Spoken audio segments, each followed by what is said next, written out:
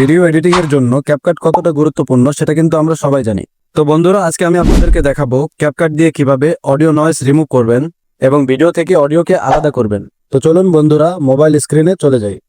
তো সর্বপ্রথমে আমরা দেখব ভিডিও থেকে অডিও কিভাবে আলাদা করতে হয়। তো বন্ধুরা, যে ভিডিওটা থেকে আপনারা অডিও আলাদা করতে চাচ্ছেন সেই ভিডিওটাকে সিলেক্ট করে নিচের দিকে একটু স্লাইড করে একটা অপশন দেখতে পাবেন, এক্সট্রাক্ট অডিও।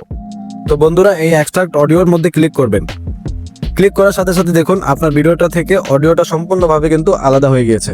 তো এভাবেই কিন্তু আপনারা ক্যাপকাট দিয়ে ভিডিও থেকে অডিও আলাদা করতে পারবেন।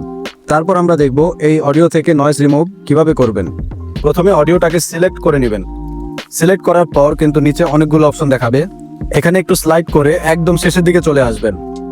শেষের দিকে এসে রিডিউস নয়েজ একটা অপশন দেখতে পাবেন, এখানে ক্লিক করবেন। ক্লিক করে এই অপশনটিকে অন করে দিবেন।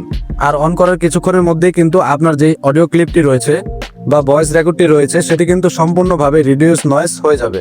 তার মানে বাড়তি যেই সাউন্ডগুলো রয়েছে সেগুলো কিন্তু একদমই চলে যাবে।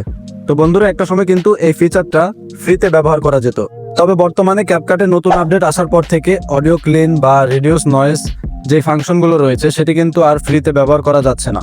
তো এইরকম প্রয়োজনীয় ফাংশনগুলো ব্যবহার করার জন্য আপনাকে কিন্তু অবশ্যই ক্যাপকাটের প্রো ভার্সন বা স্ট্যান্ডার্ড ভার্সনটা কিনতে হবে।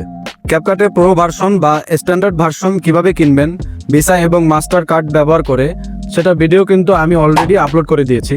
ভিডিওটার লিংক আমি আমার ডেসক্রিপশন বক্সে এবং ফার্স্ট কমেন্টে দিয়ে দিব, আপনারা চাইলে কিন্তু ভিডিওটা দেখে নিতে পারেন। তো এভাবেই মূলত ক্যাপকাট দিয়ে রিডিউস নয়েজ বা বাড়তি যে সাউন্ডগুলো রয়েছে সেগুলোকে রিমুভ করা সম্ভব। তো ভিউয়ার্স, এই ছিল আজকের ভিডিওটা যদি আপনার উপকারে আসে তাহলে লাইক কমেন্ট করে চ্যানেলটিকে সাবস্ক্রাইব করতে ভুলবেন না।